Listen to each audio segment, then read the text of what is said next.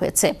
এমন এক সময় রাইসের মৃত্যুর ঘটনা ঘটল যখন ইরান পরবর্তী সর্বোচ্চ ধর্মীয় নেতা নির্বাচনের পথে হাঁটতে শুরু করেছে। ৬৩ বছর বয়সী রাইসিকে এতদিন দেশটির সর্বোচ্চ ধর্মীয় নেতা আয়াতুল্লাহ আলী খামেনির উত্তরসূরি ভাবা হতো। তিনি দেশটির শক্তিশালী বাহিনী রেভলিউশনারি গার্ডসের কাছেও গ্রহণযোগ্য নেতা ছিলেন, কিন্তু গত রবিবার রাতে আকস্মিক হেলিকপ্টার বিধ্বস্ত হয়ে নিহত হন রাইসি।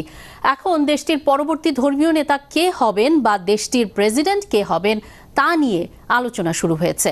প্রভাবশালী মার্কিন সংবাদ মাধ্যম নিউ ইয়র্ক টাইমস একটি বিশ্লেষণ করেছে এবং সেই বিশ্লেষণধর্মী প্রতিবেদনে তারা বলেছে আরও কট্টরপন্থীরা ইরানের ক্ষমতার নিয়ন্ত্রণ নেবেন। রাইসির মৃত্যুর আগে থেকেই ইরানের অভ্যন্তরীণ রাজনৈতিক পরিস্থিতি অস্থিতিশীল হয়ে উঠেছিল। ৮৫ বছর বয়সী খামেনির স্বাস্থ্য ক্রমেই খারাপ হতে শুরু করায় দেশটির রাজনৈতিক ভবিষ্যৎ কোন দিকে যাবে তা নিয়ে প্রশ্ন উঠতে শুরু করেছিল। অভ্যন্তরীণ বিক্ষোভ, দুর্বল অর্থনীতি